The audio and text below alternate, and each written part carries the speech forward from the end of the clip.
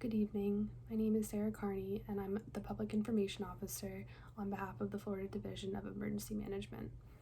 I would like to begin by addressing those who are in the projected path of Hurricane Michael.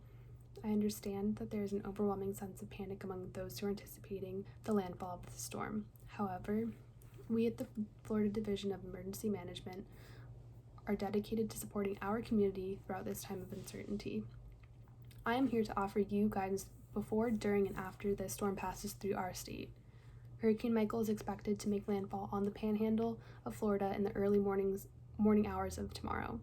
Governor Rick Scott has declared a state of emergency after closely monitoring Hurricane Michael for 36 Florida counties, and we urge the citizens of those counties to take the proper precautions for this storm.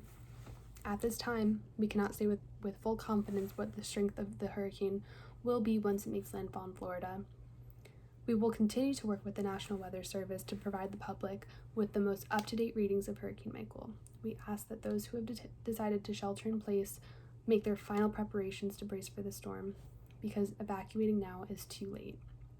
Every household should have a 3-day supply of food, drinking water, medications, and other everyday essentials. Residents who are in the path of the storm should remain inside their homes, away from windows and doors, as the storm makes its way across the panhandle. The state is working to ensure that those affected by the storm have access to critical resources once the storm has passed through. FDEM is working in conjunction with law enforcement and state agencies and other non-governmental organizations to prepare for an expedited distribution of food and water in the wake of the storm. The public can receive updated information at FDEM's website or our social media platforms on Facebook and Twitter. Thank you.